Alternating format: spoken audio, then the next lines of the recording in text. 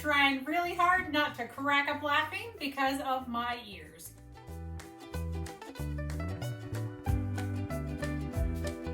Hey everyone, welcome to Adventures in Everyday Cooking, where every day can be an adventure in your kitchen, like the ears suggest. I am making an Easter recipe. So today's recipe is leg of lamb in the Romertoff, which is the clay baker. If you don't have a Romertoff or a clay baker, don't worry. You can still do this recipe. You just use a shallow roasting pan with a roasting rack in it and a little bit of water. I decided to do this leg of lamb because I really wanted an adventure for Easter. Easter is typically when you have leg of lamb, and I've only made it one other time and I absolutely hated it. And that was about 12 years ago, maybe? And I would like to think that over the last 12 years, I've gotten better at baking and cooking and stir frying and all of those things. So I thought, you know what? I'm gonna try it again. And not only am I gonna try it, but I'm using farm-raised, fresh leg of lamb that we got from a friend who raises sheep here in town. And we are using a fantastic recipe from Food Wishes. And it looks amazing. But I'm excited. I hope you're excited. So let's get started. All right, so what we're gonna need here is a leg of lamb without the shank, and we're gonna need to butterfly it, and we're gonna need some kitchen twine. We're also gonna need a bowl and some saran wrap or something to cover it tightly. We're gonna need pomegranate molasses. You can buy it on Amazon and in most ethnic food stores. It's a Lebanese molasses. It's really good. We're gonna need 1/4 of a cup. We're gonna need a teaspoon of cumin, a teaspoon of Alpo Turkish pepper, a teaspoon of dried mint, 2 teaspoons of chopped garlic or 4 garlic cloves, 1 teaspoon of crushed rosemary, or you can use 1 tablespoon of fresh rosemary, a teaspoon of salt, and 2 teaspoons of pepper. We're also going to need a pair of scissors so that we can cut, and a spoon. All right, let's get started. So first I am going to go ahead and cut off this twine. And that's just because I need to see what's on the inside. All right, and I'm gonna turn it over, and look at that, it is already butterflied. So the first thing I'm gonna wanna do is I wanna take my knife and I'm going to make some slices here because this is where we're gonna wanna put the marinade. So I'll make a cut here.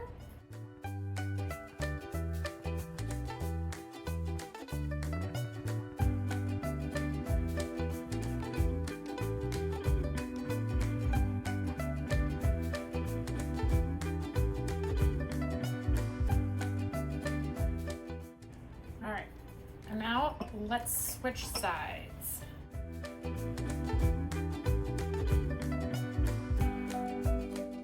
And we'll bring our bowl.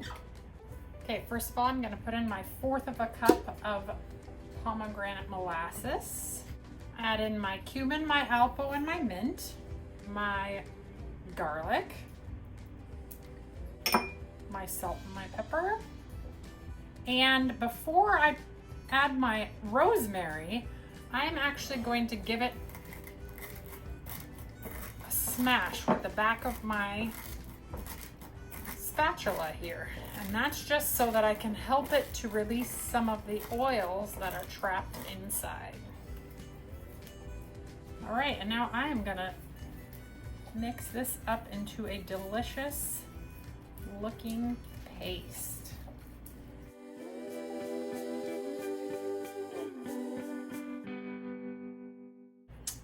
Right, once that's mixed up, we are gonna apply it to all of the meat.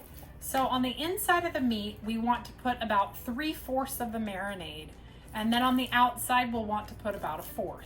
So you're just gonna eyeball it, but we want to get that marinade all over in all of these nooks and crannies. All of those cuts that we made, we wanna make sure that marinade is down inside of there.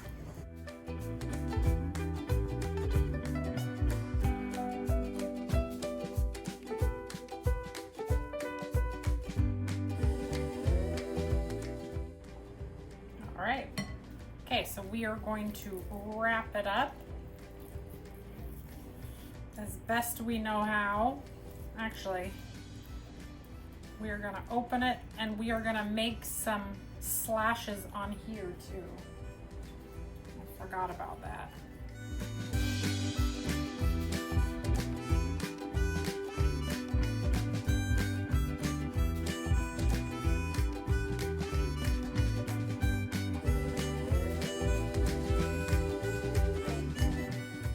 It doesn't have to be pretty.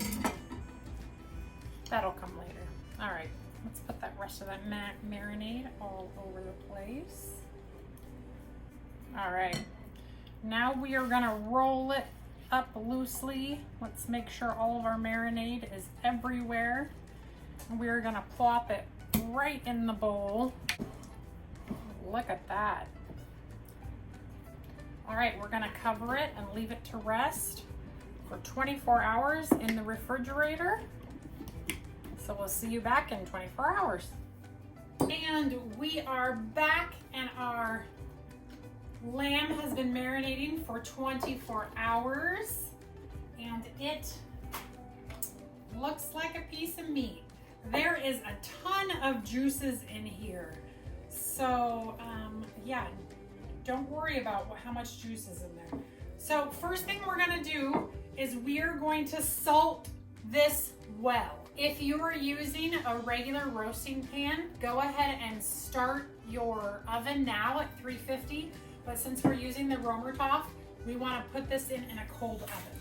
So we're gonna salt this well. And by well, I do mean well. More than you think you're going to need. We'll flop it over. Let me wash my hand. Now I decided to do this leg of lamb because I'm not really a fan of lamb. I've had it once or twice that I thought it was really good, but most of the other times I haven't really enjoyed it. So I thought, you know what? I'm gonna try this recipe because it sounds like it is really good. Okay, so next thing we're going to do is we are going to need to tie this up into a roast. So let's turn it over, roll it all together. I guess that's how. Let me wash my hands again. I'm gonna cut my string before I start messing with it. So you're gonna need roasting twine or string or whatever you want to call it. So now we're going to push it all together.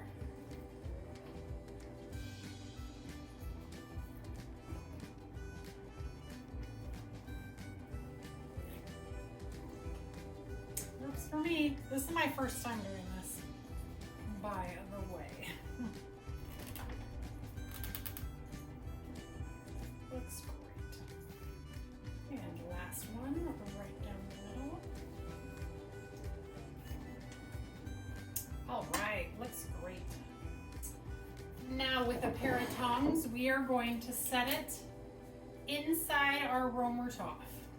If you are doing a roasting pan, it's very important that you put it on a rack and put water underneath it so that it can catch all of those beautiful flavors. But since my moisture is already going to be in the Romertopf, I do not need water.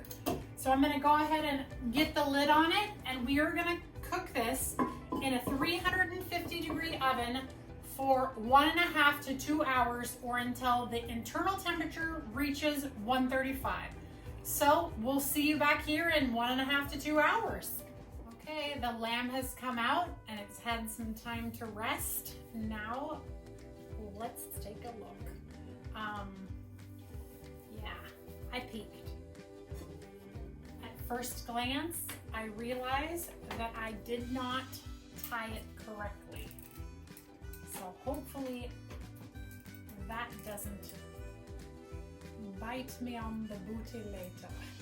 But that doesn't mean it's bad, it just means I didn't do a very good job. All right, let's cut off these ties. smells good. You can smell that mint, those herbs. Okay, I'll cut into this side over here.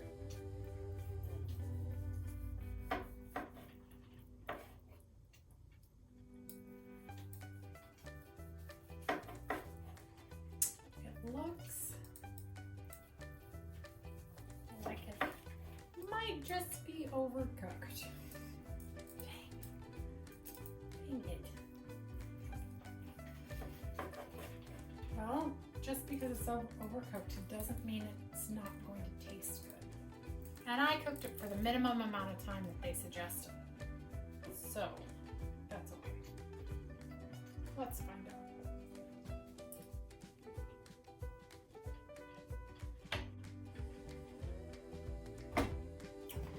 But the flavor's good.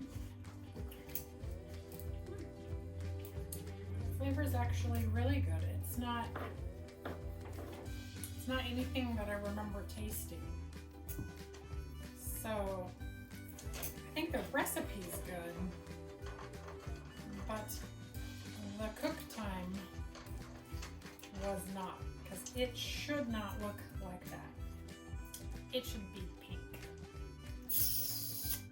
Drat. Well, I'll still serve it. We'll serve it with a little bit of the sauce left inside of the pan, but it is definitely overcooked lamb. But it's good. The flavor's good.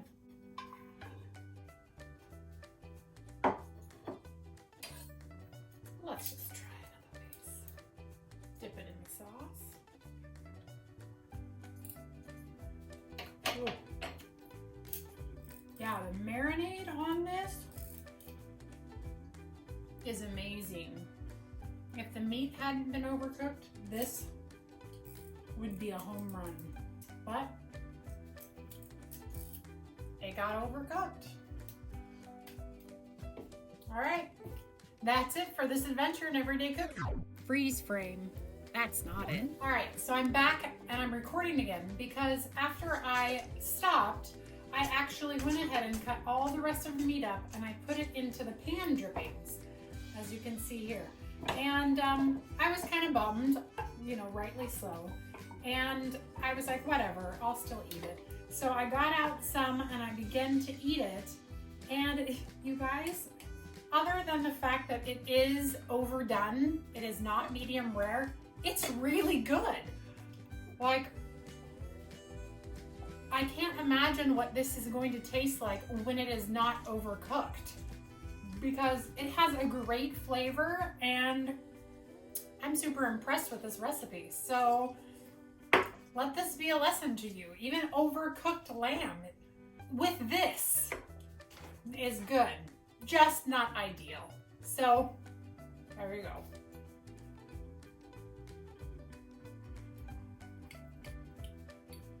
With my brown butter carrots, my wild rice.